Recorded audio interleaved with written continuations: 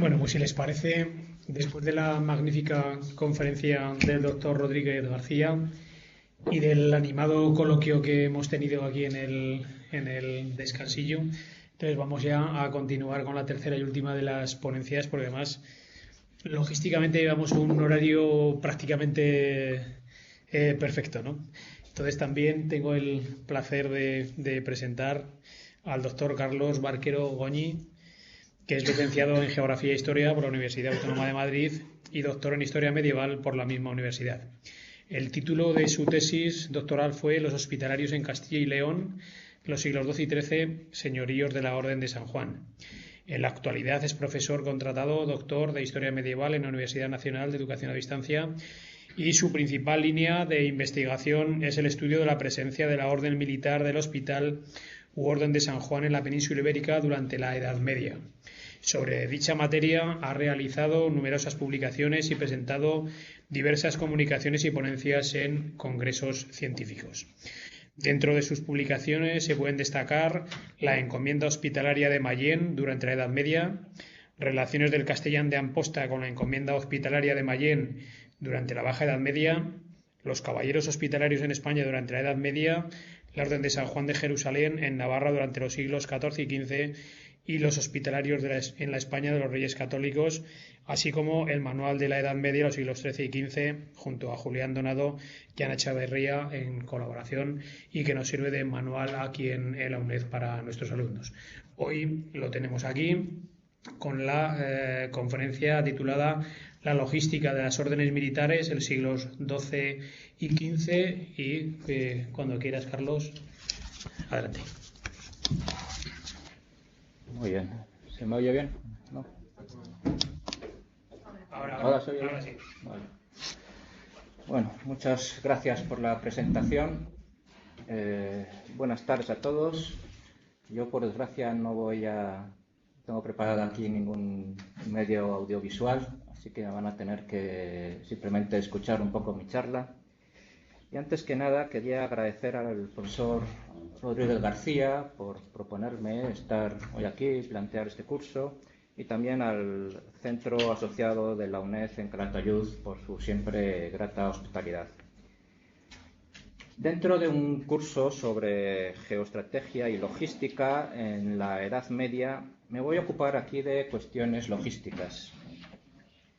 A lo largo de mi trayectoria he participado en varios proyectos de investigación dedicados a las órdenes militares. Y en concreto, como acaban de escuchar, yo soy especialista en la presencia de una de ellas, la Orden de San Juan u Orden del Hospital en la España medieval. Por ello, hace ya algunos años me tocó analizar algunas facetas logísticas de dicha orden, y lo he hecho en un par de publicaciones. Y ya entonces pude constatar el interés del tema. Y en consecuencia, muchos de los ejemplos que emplearé en mi exposición estarán sacados del ejemplo de dicha orden. Voy a estructurar mi intervención básicamente en 4 partes. En primer lugar, hablaré de la logística de las órdenes militares en general. Luego tocaré el sistema logístico de las órdenes internacionales, el temple y el hospital. Y después hablaré de la logística de las órdenes españolas, ya saben, Santiago, Calatrava, Alcántara.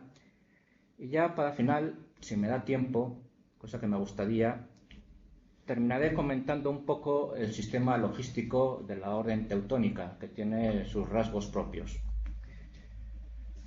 Supongo que todos ustedes y todos nosotros en general, pues tenemos esa imagen de los caballeros de las órdenes militares combatiendo contra los musulmanes durante la Edad Media. Lo que quizás sea menos conocido es que para que eso ocurriera era necesario un esfuerzo logístico muy importante. Y es que la logística de las órdenes militares en la Edad Media fue en efecto muy relevante y avanzada para su época. Y así, por ejemplo, lo ha destacado un gran especialista en la evolución medieval de dichas órdenes, como es el profesor francés Alain de Mourillet. Bueno, todos ustedes saben lo que es una orden militar. Las órdenes militares son básicamente órdenes religiosas de la Iglesia Católica, cuya función primordial era defender las fronteras de la cristiandad contra musulmanes y paganos. Y estas órdenes nacen en el siglo XII y nacen muy vinculadas al fenómeno de las cruzadas. Las primeras aparecen precisamente en Tierra Santa durante la época de las cruzadas, y la pionera de todas pues es el Temple. El Temple, que nace en la primera mitad del siglo XII. Después surgirán aquí el Hospital y la Orden Teutónica. En la península ibérica también aparecen órdenes militares un poco más tarde, ya en la segunda mitad del siglo XII. Y la primera en ser fundada aquí fue la Orden de Calatrava. Después surgieron las de Santiago, Alcántara y Avís. Y de forma ya más tardía, ya en el siglo XIV, se fundaron las de Montesa y Cristo. El tercer gran ámbito geográfico donde aparecieron órdenes militares fue el Báltico. Ese mundo báltico del cual ya les ha hablado el profesor Rodrigo García. Una zona de cruzadas y, por lo tanto, también una zona de órdenes militares. Aquí surgió la Orden de los Portaespadas a principios del siglo XIII. Sin embargo, en este caso tuvo una vida muy corta, ya que terminó siendo absorbida por la Orden Teutónica hacia mediados del siglo XIII. Debido a su función, entre los miembros de estas órdenes había caballeros. Sin embargo, conviene recalcar que no todos sus miembros eran caballeros.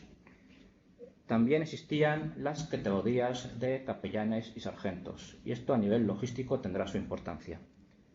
En cualquier caso, todos ellos hacían los 3 votos característicos de toda orden religiosa de pobreza, castidad y obediencia. Como les decía antes, tradicionalmente, y esta es la imagen que tenemos todos, siempre se ha destacado mucho la labor guerrera de estas órdenes. Aquí es donde participan los caballeros y algunos de estos sargentos o sirvientes. Combaten fundamentalmente en las fronteras de la cristiandad latina. Sus enemigos son 2, musulmanes y paganos. Las órdenes luchan en 3 zonas fronterizas diferentes: Tierra Santa, España y el Báltico. Contra los musulmanes combaten en Tierra Santa y en España, y en cambio en el Báltico luchan contra pueblos paganos como los prusianos o los lituanos. De esto también se nos ha hablado antes. Temple, Hospital y la Orden Teutónica contribuyeron mucho a la defensa de los reinos y principados cruzados en Tierra Santa durante los siglos XII y XIII. Sin embargo, como saben, en 1291, con la caída de Acre en manos de los musulmanes, las órdenes fueron expulsadas de Tierra Santa. Y a continuación, a principios del siglo XIV, el Temple desaparece. Por su parte, la Orden Teutónica abandonó el ámbito mediterráneo y pasó a centrarse de forma exclusiva en el espacio del Báltico. Y finalmente, el hospital se estableció en la isla griega de Rodas. Desde allí desarrolló una actividad defensiva frente al expansionismo islámico por el Mediterráneo oriental durante los siglos XIV y XV.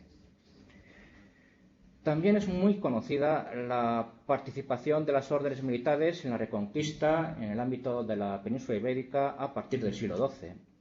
Pero lo que quizás le resulte menos sabido, aquí por lo menos en España, es la actividad armada de las órdenes en el Báltico.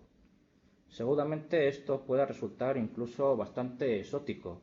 Sin embargo, fue uno de los ámbitos donde la función bélica de las órdenes resultó ser más relevante.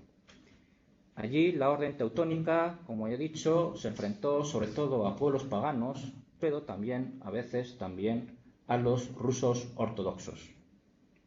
Esta orden conquistó y cristianizó Prusia en el siglo XIII y después se enfrentó con los lituanos paganos durante el siglo XIV. Las órdenes, en general, no introducen excesivas innovaciones en la forma de hacer la guerra entonces. Su forma habitual de combatir es la tradicional carga de caballería acorazada. Además, como era acostumbrado en la época, construyen numerosos y grandes castillos para defender las fronteras de la cristiandad. Sin embargo, las órdenes sí que supusieron una novedad bélica ya que sus efectivos constituían algo así como el embrión de un ejército permanente. Esto era muy importante en una época en la que la mayoría de las tropas eran temporales. La disponibilidad de los efectivos de las órdenes era inmediata. Eran lo que hoy denominaríamos una fuerza de reacción rápida. Y precisamente eso implicó un esfuerzo logístico que no tenía precedentes en la época medieval. Mantener una fuerza permanente y, sobre todo, el sostenimiento de la red de castillos en la frontera suponía un desafío de intendencia enorme. Por supuesto, las órdenes militares tenían un patrimonio territorial muy extenso en las fronteras que proporcionaba sus recursos. Los reyes y los grandes nobles hicieron grandes donaciones de tierras en zonas fronterizas a las órdenes para conseguir que se instalaran en ellas.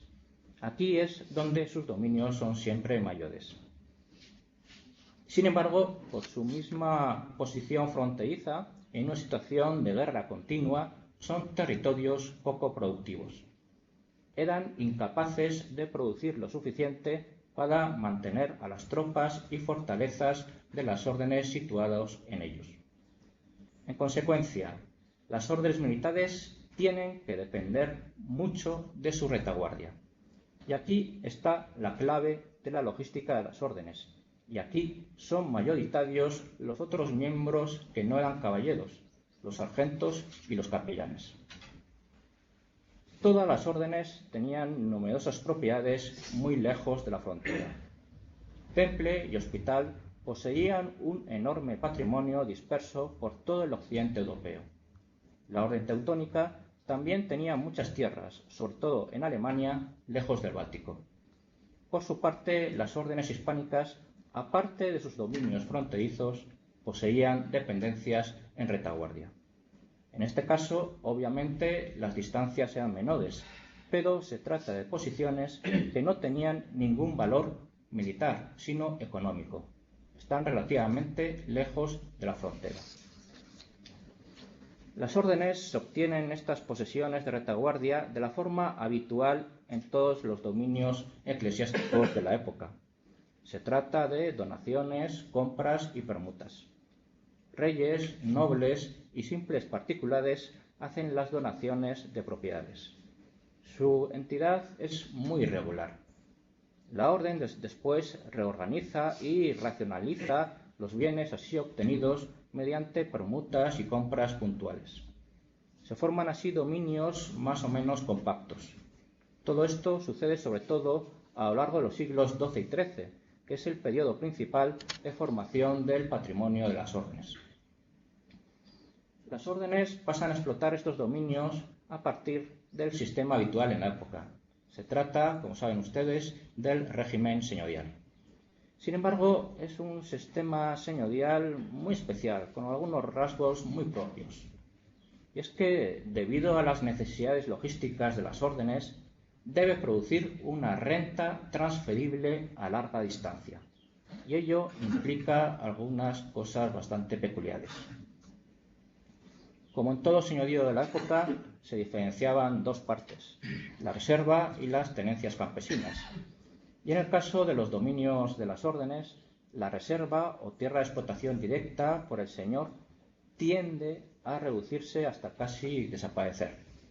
Por supuesto, la casuística es muy variada aquí y hay zonas donde hay reserva, otras zonas donde no, pero bueno, en la mayoría de los casos la reserva tiene poca relevancia. Así pues, en los señoríos de las órdenes, la mayoría de las tierras son tenencias campesinas. Se trata de parcelas arrendadas de forma individual a campesinos, y estos campesinos debían pagar a la orden una renta anual. Se trata de la llamada renta señorial o feudal. Los habitantes de los dominios de las órdenes normalmente no debían proporcionar prestaciones de trabajo personal. Hay casos en los que sí, pero no es lo más frecuente. Lo más habitual es que tiendan a desaparecer. La razón, como ya he dicho, es que la reserva en los señoríos de las órdenes suele ser mínima, por lo que las prestaciones de trabajo personal no son necesarias. Por razones logísticas, lo que les interesa a las órdenes es obtener una renta fácilmente transferible a larga distancia. Y en consecuencia, como he dicho, hay pocas prestaciones de trabajo personal. Lo que les interesa a las órdenes es obtener una renta anual en especie o en metálico de sus campesinos. Más en concreto, suelen tender a preferir cobrar una cantidad anual en dinero, pues es más fácil de trasladar a distancia. En consecuencia, de nuevo en esto hay casos para todos los gustos, pero lo normal es la paulatina sustitución de las rentas en especie por rentas en metálico. Por ejemplo, hay un caso bien documentado, en el caso de una encomienda hospitalaria, aquí cerca, en Valencia, la encomienda de Torrente en Valencia, donde se da este paso de prestaciones en especie a prestaciones en metálico a finales del siglo XV. Si los siglos XII y XIII habían sido los siglos de la formación de los dominios de las órdenes militares, la organización de la explotación se produce sobre todo en los siglos XIV y XV. Las órdenes suelen hacer entonces contratos de arrendamiento con los campesinos. Por supuesto, también los había en los siglos XII y XIII, pero es en los siglos XIV y XV cuando se hacen prácticamente masivos, son tremendamente numerosos. Y habitualmente son contratos de muy larga duración, casi perpetuos o por 30, 40 años o por 2 o 3 generaciones. A cambio de ceder sus tierras para que los campesinos las exploten, las órdenes reciben una renta fija cada año que tiende a ser en dinero. Por supuesto, la composición de la renta señorial de las órdenes militares es todavía más compleja. Por ejemplo, las órdenes cobran peajes por el tráfico de personas y mercancías por sus territorios. También perciben multas derivadas de la administración de justicia en sus dominios. Hay además otros muchos tipos de ingresos que conforman una compleja tipología en la que no me voy a meter. Lo que sí que quiero destacar, sobre todo, es que las órdenes militares reciben una renta muy importante en la época. Y se trata de una parte muy importante del diezmo eclesiástico que se recauda en sus dominios. Como es bien conocido, en la Edad Media había que pagar a la Iglesia la 10ª parte de todo lo que se producía. Y debido a su condición de órdenes religiosas, ya que tenían sus propias parroquias, las órdenes militares percibían una parte del diezmo en sus señoríos. La proporción concreta variaba en cada lugar, pero solía ser muy elevada. Con frecuencia llegaba a los 2/3 del diezmo. Esta participación en el diezmo eclesiástico daba a los señoríos de las órdenes un carácter más completo que los señoríos laicos. Eso quiere decir que los dominios de las órdenes eran más productivos de lo habitual. En el proceso de generación de renta por parte de las órdenes militares se observa una clara evolución. Y en general esta evolución sigue los cambios en la coyuntura económica que se producen a nivel general en el occidente europeo. Es decir, durante los siglos XII y XIII la renta de las órdenes crece y en cambio a lo largo del siglo XIV experimenta una crisis y disminuye y luego va paulatinamente recuperándose en el siglo XV. Para gestionar adecuadamente el patrimonio y las rentas que produce es necesaria una organización. Y en el caso de las órdenes militares se trata del sistema de encomiendas. La encomienda es la unidad administrativa básica de las órdenes y cada una de ellas está a cargo de un oficial llamado comendador. Bueno, ¿qué decirles de los comendadores? Seguramente el único comendador que les suene a ustedes sea ese famoso comendador Calatravo de Fuenteovejuna, debido a la conocida obra de teatro de Lope de Vega. Ya saben ustedes quién mató al comendador, Fuenteovejuna. Pues bueno, como saben, este comendador fue precisamente asesinado por los habitantes de su señorío a fines del siglo XV, aunque por motivos que no son precisamente los de la obra de teatro, pero bueno, eso es otra historia. En efecto, los comendadores, más que dedicarse a hacer fechorías, como en esta obra de teatro, lo que hacen son sobre todo personal de logística. Los comendadores suelen administrar los señoríos de las órdenes. Muchas veces, aunque no siempre, cada encomienda abarca el señorío sobre uno o varios lugares. Por poner un ejemplo, les voy a citar un caso que conozco yo bien porque me tocó estudiarlo en su momento. Como saben ustedes, yo he hecho un librito sobre la encomienda de Mayén, aquí en Zaragoza, precisamente. No sé si conocerán el pueblo. Pues bien, esta encomienda aragonesa del hospital, el comendador que tenía ahí la orden ejercía el señorío sobre 3 lugares diferentes, no solamente sobre Mayén, sino también sobre otros dos pueblos, como son Fuentejalón y Gallur. No sé si los conocen, pues que sepan que sobre estos 3 pueblos era un único comendador, el comendador de Mayén, el que administraba el señorío hospitalario sobre ellos. Los comendadores se encargan de administrar el patrimonio y recaudar las rentas de las órdenes militares en Europa. En consecuencia, como ya he dicho, su papel en la logística de las órdenes es fundamental. Acumulan dinero, pero también bienes en especie. Y además hay otra faceta de las encomiendas que es muy relevante y que normalmente no se suele recalcar. Y es que se trata de su papel en el reclutamiento de nuevos miembros de las órdenes militares. Y es que, en efecto, la mayoría de los caballeros de las órdenes no procede de las zonas de frontera de la cristiandad donde prestan servicio. Normalmente salen de Occidente, de los territorios de retaguardia. En el caso de la orden teutónica, vienen sobre todo de Alemania. En general, son hijos de la pequeña nobleza europea y son reclutados precisamente en las encomiendas de las órdenes en Occidente. De allí vienen los refuerzos para las fronteras de la cristiandad. Dicho esto un poco a nivel general, voy a pasar ahora de forma muy rápida por estos 3 tipos diferentes de órdenes que les he comentado. Primero voy a repasar muy rápidamente cómo es el sistema logístico de las órdenes internacionales, del Temple y del Hospital, que quizás sea el más espectacular. Luego voy a pasar rápidamente cómo es el sistema de las órdenes españolas y finalmente unas breves observaciones sobre la logística de la orden teutónica. Como les he dicho, quizás la faceta más espectacular de la logística de las órdenes militares es el envío de dinero, material y hombres desde Occidente hasta Tierra Santa durante los siglos XII y XIII. Y esto lo realizan las órdenes del Temple y del Hospital. Ambas órdenes tenían grandes señoríos en Tierra Santa. Sin embargo, no producían ni mucho menos lo necesario para mantenerlas. Y en consecuencia dependían en gran medida de la ayuda exterior. Se trata sobre todo del sistema de las llamadas responsiones. Y quédense con esta palabra porque es fundamental.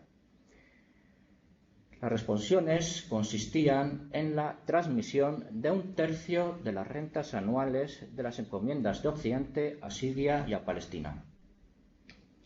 Junto con el dinero vienen también hombres, caballos, armas y víveres. El personal procede de toda Europa.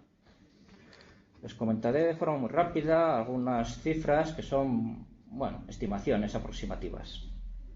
Se calcula que en el siglo XII había en Tierra Santa en torno a unos 300 caballeros del hospital.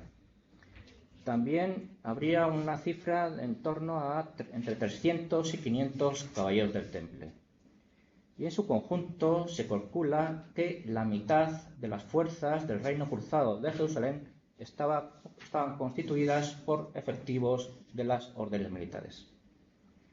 Ya en el siglo XIII, a mediados del XIII, lo que se calcula es que había en torno a 300 caballeros del Temple y otros tantos del Hospital en Tierra Santa.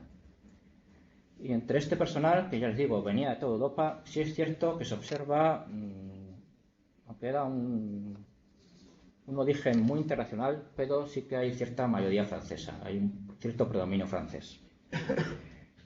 De forma continua, las órdenes militares sufren graves pérdidas en Tierra Santa. Sin embargo, enseguida llegan nuevos efectivos para sustituir a las bajas. temple y hospital cuentan con sus propios barcos mercantes para transportarles al Oriente Latino. Y a lo largo del siglo XIII, los reinos y principados cruzados cada vez se hacen más dependientes de estos envíos de hombres y material que hacen las órdenes para su propia supervivencia. Les contaré a nivel puramente anecdótico una supervivencia documental interesante en el caso del temple, porque está relacionada con el Aragón. En el caso de Aragón se conserva un documento en el archivo de la Corona de Aragón muy interesante, que es una relación de las responsiones que pagaban las encomiendas aragonesas del temple a principios del siglo XIV. Es un texto muy ilustrativo y que fundamentalmente se trata de dinero, sumas de dinero. Como ya les he dicho, en 1291 los musulmanes expulsan a los occidentales de Tierra Santa y en el siglo XIV el temple desaparece. Sin embargo, el hospital mantiene el sistema de responsiones para mantener su nueva base de Rodas durante los siglos XIV y XV. Rodas es una isla en el Egeo, Grecia, y era relativamente rica. Sin embargo, sus recursos no eran suficientes para sufragar la presencia de la orden allí. El problema era que la presión musulmana se iba haciendo cada vez mayor a medida que pasaba el tiempo, y por eso el hospital debía fortificar Rodas con las técnicas más modernas. Además, también tenía que mantener una flota de guerra de forma permanente. Estamos hablando de en torno a entre 4 y 6 galeras y algunas naves redondas, carracas. Y finalmente había de situar un contingente de caballeros bastante numeroso en la isla de forma continua. Para que se haga una idea, en Rodas normalmente vivían en torno a 350 miembros de la orden. De ellos, 300 eran caballeros, 20 sargentos y unos 30 capellanes. Y en caso de peligro, de amenaza, de forma más o menos rápida, acudían unos 100 caballeros más. La base de Rodas así suponía una fuerte carga para el hospital. En consecuencia, de nuevo era necesario el envío de recursos materiales y humanos desde Occidente. Las fuentes, y esto es lo interesante, ahora son más ricas y nos permiten conocer detalles muy interesantes de la logística de esta orden militar. En primer lugar, las noticias sobre estas responsiones de las que les he hablado son ahora más detalladas. Sabemos así, por ejemplo, que la proporción teórica de 1/3 de las rentas de las encomiendas de la orden no se cumple casi nunca.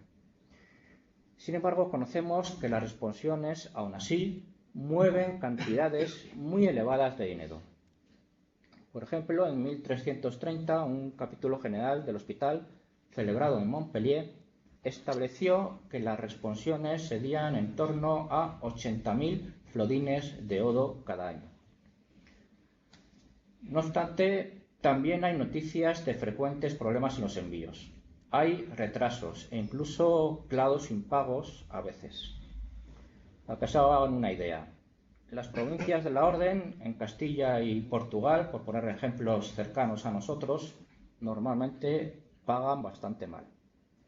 Y en cambio, las provincias de la Orden, en Aragón y en Navarra, suelen cumplir mejor con sus obligaciones, suelen pagar mejor. Pero, de todas formas, esta cifra teórica de 80.000 florines anuales casi nunca se alcanza. ¿Qué es lo normal? ¿Qué es lo habitual? Pues normalmente lo que llegan son entre 20.000 y 40.000 florines cada año durante la segunda mitad del siglo XIV. Además, aparte de estas responsiones anuales, el hospital impone el pago de contribuciones extraordinarias en momentos de especial peligro. Esto se suele decidir en capítulos generales de la orden. Se trata de las llamadas tallas o ayudas que las encomiendas occidentales debían abonar aparte de las responsiones. Por ejemplo, un caso llamativo, en 1373, y con la finalidad de hacer una expedición contra los turcos en los Balcanes, se impuso una ayuda, una talla extraordinaria de 80.000 florines anuales durante 3 años. Pero, una vez más, otra vez, por supuesto, normalmente tampoco se suele conseguir recaudar todo lo pedido. Los comendadores de la orden debían entregar el dinero exigido en los capítulos provinciales que se celebraban cada año en las provincias europeas de la orden. Y en un principio lo recibían los diferentes priores provinciales. Sin embargo, a partir de mediados del siglo XIV se designó en cada provincia del hospital un receptor del tesoro común de la orden. Se trata de uno de los comendadores que se encarga de la recaudación de los fondos. Finalmente, existía por encima un receptor general del hospital en el sur de Francia, donde se centralizaba el flujo de dinero y se transmitía a Oriente. ¿Y cómo hacían esto? Pues bien, el hospital utilizaba las técnicas financieras más avanzadas de la época para hacer llegar este dinero a Rodas. Y me estoy refiriendo a que se utilizaba el instrumento de la letra de cambio. Para ello, la orden emplea los servicios de comerciantes italianos y también catalanes. Pero a la vez se conserva el transporte directo del dinero metálico, pues el hospital cuenta ahora, como ya he dicho, con su propia marina de guerra. Las encomiendas del hospital no solo envían dinero a Rodas, también mandan víveres, armas y hombres. Los envíos de refuerzos desde Occidente a la isla se denominan pasajes y son muy frecuentes durante los siglos XIV y XV. Bueno, ante esta práctica de los hospitalarios, ¿cuál era la reacción de los gobernantes occidentales? Pues bueno, la verdad es que esto no lo terminaban de ver muy bien. Y es que las diferentes monarquías europeas no terminaban de ver muy bien esta salida de recursos al exterior. Y es que nos encontramos ante las primeras manifestaciones de una mentalidad económica que podemos calificar de premercantilista. En la Baja Edad Media, algunos reyes amenazan con secuestrar estas responsiones. Fue el caso, por ponerles 2 ejemplos muy cercanos, de reyes de Portugal, pero también de reyes de Aragón. Unos pocos monarcas lo llegaron a hacer incluso. Sin embargo, en general, al final, el dinero salía de los reinos europeos hacia el Mediterráneo oriental. Y esto sucedía porque se consideraba que era una causa común de la cristiandad. Se creía que beneficiaba al conjunto del occidente europeo.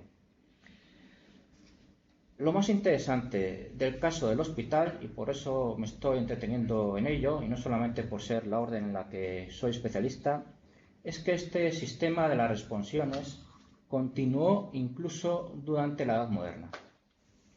Como saben, a principios del siglo XVI los turcos expulsaron de Rodas a la orden, y poco después el centro del hospital se asentó en la isla de Malta, donde permanecerá hasta el siglo XVIII. Malta era más pobre y proporcionaba menos recursos propios que Rodas, y en consecuencia la base de la orden en la isla dependía todavía más de las aportaciones exteriores que antes. Durante los siglos XVI y XVII siguen los envíos de dinero, hombres y recursos a gran escala desde el occidente europeo al centro principal del hospital, establecido ahora en Malta. Al igual que en la Baja Edad Media, se continúa empleando el sistema de la letra de cambio, pero también siguen los envíos directos por barco. Por entonces, y aquí tenemos otra vez documentación muy buena, excelente, sabemos que las responsiones significan cerca de 200.000 escudos al año. También continúa la fórmula de pedir contribuciones extraordinarias en momentos de peligro. Y lo más interesante es que ahora, además, sabemos cómo se gasta el dinero. Y como era de esperar, entre los principales gastos figuran las fortificaciones y las galeras de la orden. No obstante, el dinero también se emplea en sufragar gastos de personal y en la iglesia conventual de la orden en Malta. A fines del siglo XVIII, Napoleón expulsó de Malta a la Orden del Hospital y la orden sobrevivió, pero en la práctica quedó descabezada. Después, ya en el siglo XIX, perdió la mayor parte de su patrimonio en Europa con las diferentes desamortizaciones. En consecuencia, es ahora cuando el sistema de las responsiones desaparece y el hospital deja de ser una entidad histórica significativa. Vamos a pasar ahora, de forma muy rápida, a ver el caso de las órdenes militares españolas. Las órdenes militares españolas también cuentan con su logística, quizá menos compleja que la del hospital, pero también muy interesante. Las distancias a recorrer en la península son obviamente menores. Sin embargo, desde muy pronto se observa una clara diferenciación entre posesiones de vanguardia y de retaguardia. Estas últimas estaban encargadas de aprovisionar a las primeras. Así sucede, por ejemplo, en el caso de la Orden de Santiago, ya en el siglo XII. Siempre lo más acuciante fue el sostenimiento de las fortalezas y guarniciones en la frontera. Estos recursos debían obtenerse en las zonas norteñas de las órdenes españolas. Por eso, en teoría, los comendadores de estas zonas de retaguardia tenían prohibido comerciar con sus excedentes. Así no se rompería la estructura logística de cada orden. Sin embargo, en la práctica, y como vamos a ver, nunca funcionó esto de forma perfecta y hubo muchos fallos y problemas. Por supuesto, este esquema inicial que les he comentado era muy simple y se fue perfeccionando con el tiempo. Gracias sobre todo a las donaciones reales, las órdenes hispánicas recibieron señoríos muy extensos durante los siglos XII y XIII. En el siglo XII estaban situados sobre todo en la frontera militar con el Islam. Sin embargo, a partir del siglo XIII empiezan a quedar algo más lejos de la frontera. Santiago y Calatrava poseían enormes dominios en la Mancha. Por su parte, Alcántara y también Santiago tenían grandes territorios en la actual Extremadura. Se trata de plataformas señoriales muy extensas. En Portugal, Avís disfrutaba de importantes señoríos en la mitad sur del reino. Las órdenes de Santiago y Calatrava también tuvieron posesiones en el sur de Aragón, para tocar un poco esta zona. Sin embargo, en este caso son las órdenes internacionales del Temple y del Hospital las predominantes, y es en concreto el Temple quien tenía más señoríos en la frontera aragonesa. A las extensas tierras de estas órdenes hispánicas, fundadas en el siglo XII, se unirán ya en el siglo XIV los dominios de las nuevas órdenes de Montesa y de Cristo. Montesa obtuvo numerosos señoríos en el norte del Reino de Valencia y, por su parte, Cristo disfrutó de grandes territorios al sur de Portugal. Los que más tienen son, sin duda, las órdenes de Santiago y Calatrava. Sus cifras son impresionantes a fines del siglo XV. No quiero aburrirles demasiado con cifras, puedo simplemente citar algunas para que se hagan una idea. Santiago tenía nada menos que 23.000 kilómetros cuadrados. Tenía el señorío sobre 200 lugares, con una población total de 200.000 vasallos. Por su parte, Calatrava tenía 15.000 kilómetros cuadrados, con 90 lugares y 80.000 vasallos. A medida que se aleja la frontera, las órdenes españolas repueblan y ponen en explotación sus tierras, y en especial tienden a reservar grandes extensiones para establecer en ellas dehesas. Después alquilan dichas dehesas como pasto de la ganadería, y además cobran peajes por el paso de la ganadería trashumante por su territorio, y de esta forma obtienen grandes rentas. ¿Cómo organizan luego de estas rentas el reparto y el cómo llegar a sus necesidades militares? Pues bueno, lo hacen a través de un esquema inicialmente más comunitario, pero a medida que pasa el tiempo se va individualizando. Y es que inicialmente las propiedades de las órdenes españolas conformaban lo que se llama una mesa común para todos sus miembros. Sin embargo, a partir del siglo XIII, el patrimonio de las órdenes militares hispánicas se divide en dos partes. Por un lado, el sistema ya habitual de encomiendas, numerosas encomiendas con sus respectivos comendadores. Pero, por otro lado, una gran mesa maestral. Ya saben ustedes que en las órdenes militares el maestre es el máximo dirigente de cada orden. Y la mesa maestral es la parte del patrimonio de una orden militar que en teoría es asignada para el sostenimiento del maestre.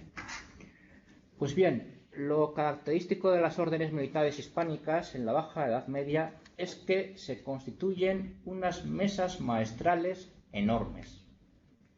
Cerca de la mitad de los señoríos de cada orden pertenecían a la mesa maestral. Por ponerles un caso, un ejemplo muy bien documentado es, por ejemplo, el de Montesa. La mesa maestral de Montesa en el siglo XV está muy bien documentada y está también muy bien estudiada desde hace tiempo. Las rentas que produce este patrimonio cada año son tremendas, son elevadísimas. Otra vez más, los datos que tenemos son sobre todo de Santiago y Calatrava a finales del siglo XV. Pero bueno, para que se hagan una idea.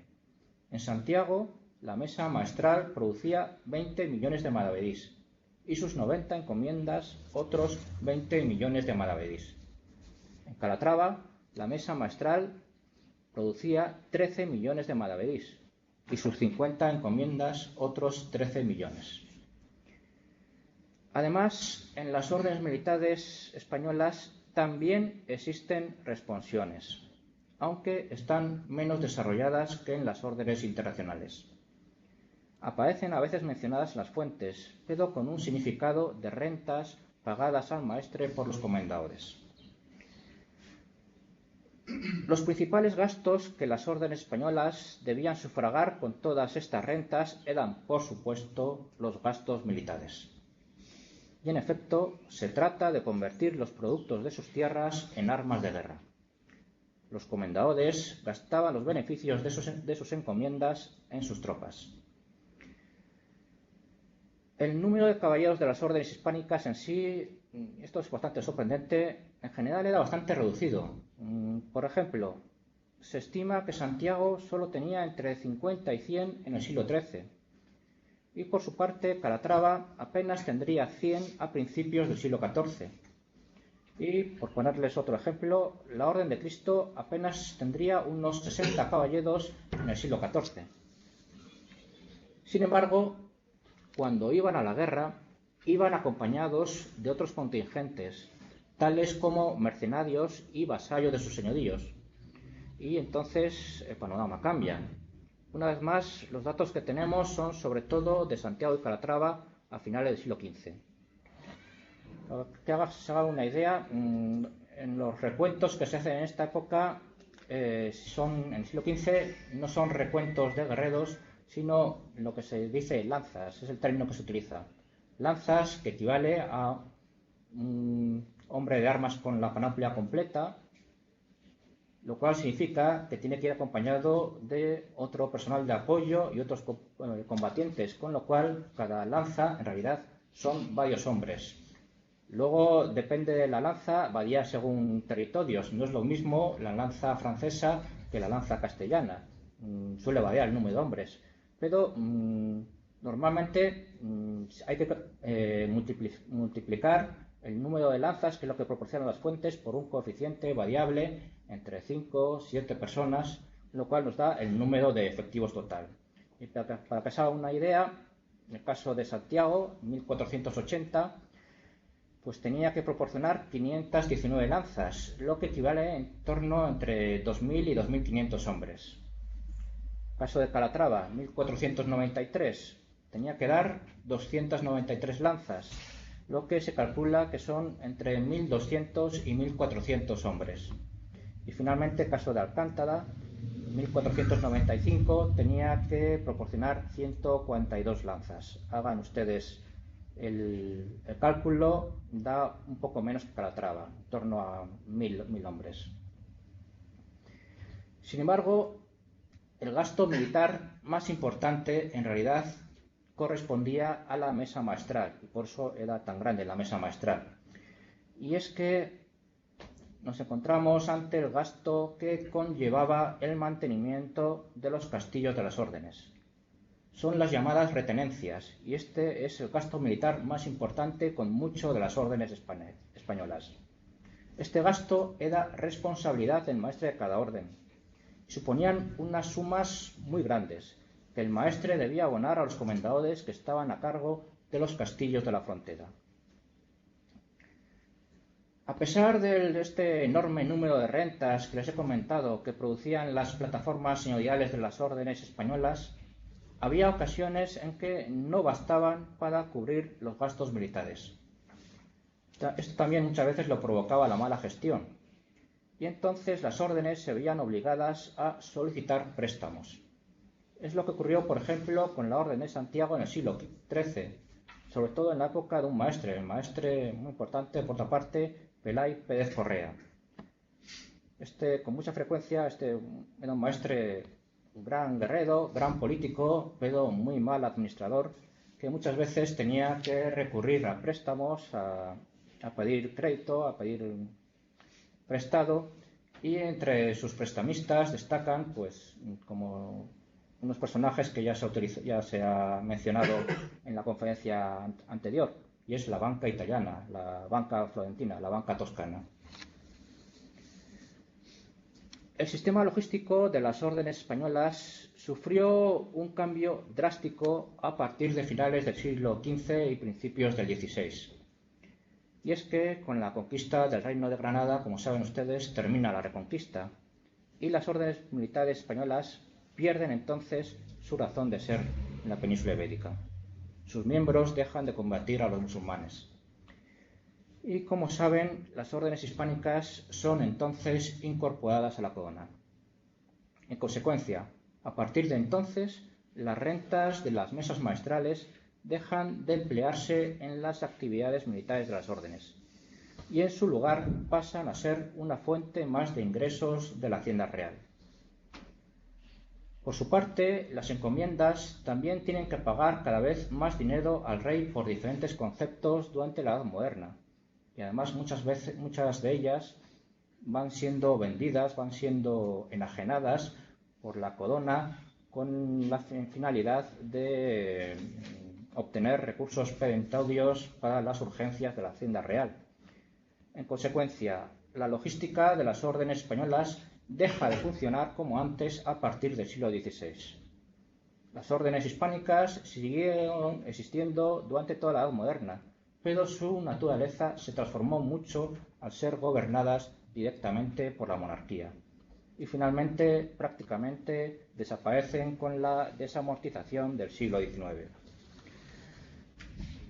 Ya saben ustedes que la que declara formalmente abolidas a las órdenes españolas es la Primera República. Sin embargo, después el rey Alfonso XII las vuelve a restablecer y las vuelve a hacer oficiales.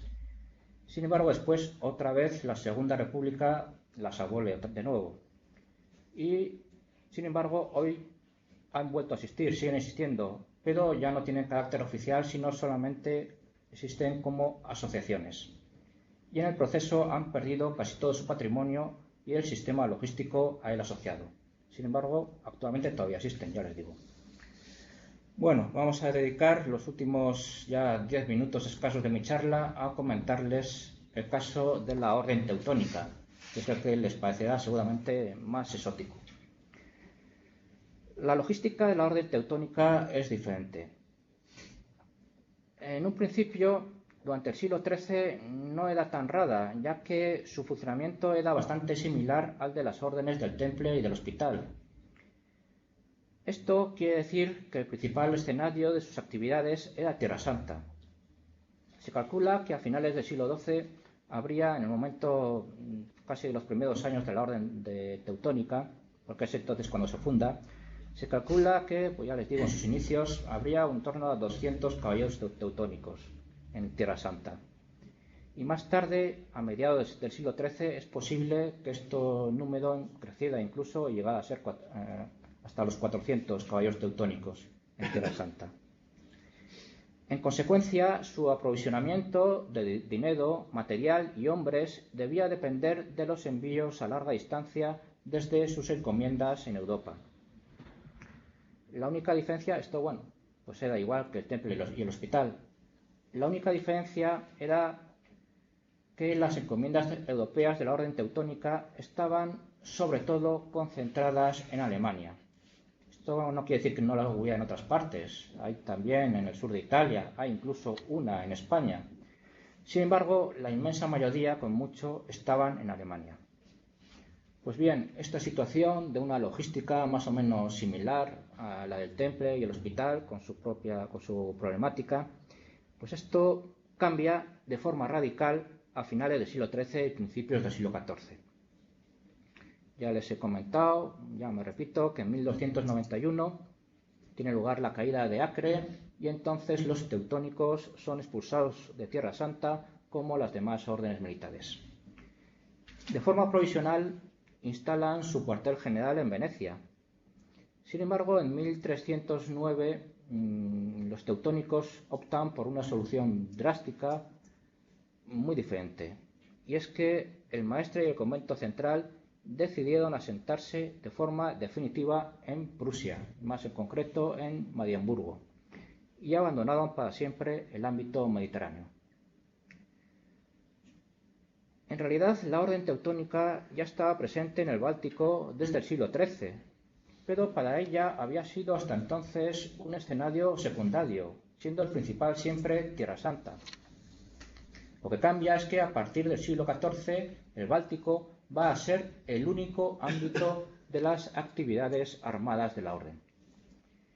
Y esto significó un cambio radical en la logística de los teutónicos. En efecto, en la región del Báltico la orden tenía dos bloques territoriales.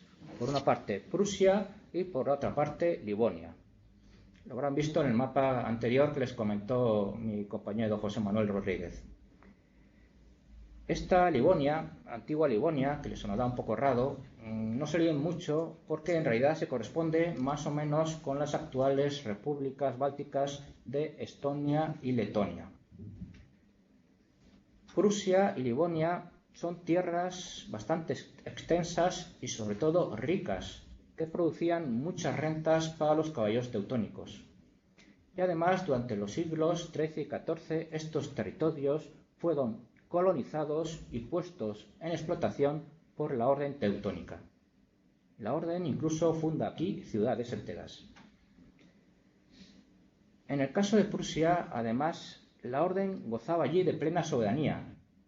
Esto quiere decir que los caballeros llegan a crear su propio estado independiente en Prusia, en el Báltico. Y en definitiva, y es lo que me interesa resaltar, la orden puede perfectamente vivir de lo que produce en sus tierras en el Báltico, especialmente durante el siglo XIV. La orden exporta grandes cantidades de cereal a través de los puertos del Báltico con destino a Europa Occidental. Se mantiene perfectamente solo con sus rentas señoriales, de tal forma que en el siglo XIV no tiene necesidad de imponer el cobro de ningún impuesto de carácter estatal. No hay fiscalidad de Estado. Y aquí consigue sin problemas los víveres, el caballo y el dinero, los caballos y el dinero. Ya no se depende tanto de los envíos a larga distancia o responsiones. Además, en el siglo XIV, la orden teutónica consigue, a través de una campaña de intensa propaganda, consigue que se ponga de moda entre la nobleza occidental el ir de cruzada a Prusia, y la aristocracia europea combate allí a los lituanos paganos. Durante su estancia, la orden los trata como a huéspedes, y de esta forma consigue refuerzos bastante cuantiosos y a un precio relativamente barato. Sin embargo, y esto es lo que me interesa destacar, los miembros de la orden teutónica son sobre todo alemanes. Se calcula que en el periodo de mayor apogeo de la orden, en el siglo XIV, sus miembros no serían más de 2000. En Prusia, en el siglo XV, parece que debían ser unos 500, Y en Livonia, en este otro territorio, aparte de Prusia, también durante el siglo XV se cree que no llegarían a ser más de 300. Y entre ellos los caballeros debían de ser una minoría. Para que se haga una idea, solamente un dato suelto, se calcula que, por ejemplo, solamente un contingente de 180 caballeros teutónicos fueron los que participaron en una expedición concreta contra los rusos ortodoxos en el siglo XIII. Pues bien, los miembros de la Orden Teutónica que prestan servicio en el Báltico y en especial los caballeros teutónicos se siguen reclutando principalmente en Alemania. Debido a ser religiosos, con este voto de castidad que les he comentado, común a todas las órdenes militares, no pueden nunca terminar por convertirse en una casta hereditaria, por supuesto, y por eso se tenían que ir renovando continuamente. Algunos, sí, se reclutan ahora a nivel local, en la propia Prusia y Livonia. Hay incluso algún caso de caballeros suecos e incluso de otros orígenes. Sin embargo, la mayoría sigue viniendo de la nobleza alemana. Se observa incluso una cierta división por motivos lingüísticos o dialectales. Por ejemplo, los alemanes del sur normalmente solían prestar servicio en Prusia y en cambio los alemanes del norte lo solían prestar servicio armado en Livonia. Así mantenían una cierta unidad dialectal entre ellos en una época en la cual todavía no había un alemán común, una lengua común escrita, fijada como se conoce actualmente. Y así más o menos se podían entender y hablar entre ellos y funcionar como un cuerpo unificado. En consecuencia, los caballeros teutónicos siguen dependiendo para su reclutamiento de personal de las encomiendas de retaguardia en Alemania. Pero es que además todavía en la orden teutónica sigue existiendo algo parecido al sistema de responsiones. Y otra vez nos encontramos aquí con las responsiones. Las encomiendas alemanas siguen apoyando al esfuerzo de los teutónicos en el Báltico. E incluso se constata la existencia de una especie de tributo, una especie de responsión que tiene el nombre de Buttergeld, que es un impuesto que pagaban todas las encomiendas de la orden para el mantenimiento de puestos de vigilancia en las fronteras con Polonia y con Lituania. Bueno, pues este sistema que funcionó bastante bien en el siglo XIV, a partir del siglo XV entra en crisis. Y es que la orden teutónica, que tan rica había sido en el siglo XIV, que tenía abundancia de recursos, pues a partir del siglo XV entra en una grave crisis financiera. Esto sucede debido a una serie de problemas internos dentro de la orden y también problemas con la propia población vasalla de Prusia y de Livonia, sobre todo problemas con población de Prusia, y también un problema externo, y es la unión de sus dos grandes enemigos, la unión política de Polonia y Lituania, que se realiza precisamente en su contra. Consecuencia, los ingresos empiezan a bajar y los gastos suben, con lo que se produce un déficit creciente. Y ahora sí que tiene que empezar a cobrar impuestos de carácter estatal en Prusia, y eso provocó una revuelta de sus habitantes. Al final, bueno, no voy a entretener a contarles muchos más detalles porque ya tengo que ir finalizando. Solamente comentarles que el resultado final es una creciente debilidad de la orden teutónica, crecientes problemas económicos y al final el maestre de la orden se tiene que someter a su peor enemigo, se tiene que someter al rey de Polonia. Y el maestre de la orden se tuvo que convertir en vasallo del rey de Polonia a finales del siglo XV. Después, ya en el siglo XVI, tuvo lugar, como saben ustedes, la Reforma Protestante. Y esto tiene sus consecuencias en la orden teutónica.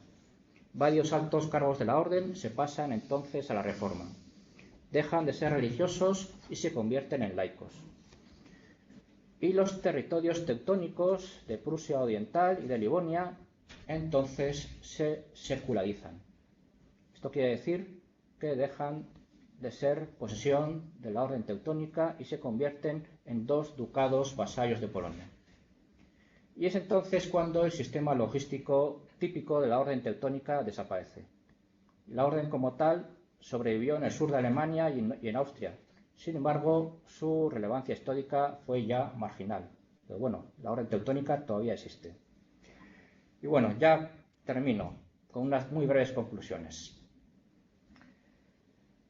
Las órdenes militares tuvieron un sistema logístico muy desarrollado durante la Edad Media. Para mantener su actividad armada necesitaban generar una renta transferible a larga distancia. Se trata de este sistema de responsiones que en mayor o menor medida está presente en todas las órdenes militares. Sus manifestaciones más espectaculares se encuentran en las órdenes internacionales del Temple y del Hospital. No obstante, en menor medida, también lo hallamos presente en las órdenes españolas y en la orden teutónica. La generación de recursos en sí no era novedosa. Se utiliza el sistema habitual en la época, que era el régimen señorial. Lo novedoso es la obligación de tener que transferirlos a larga distancia. Se envían así hombres, materiales y dinero usando las técnicas más avanzadas de la época.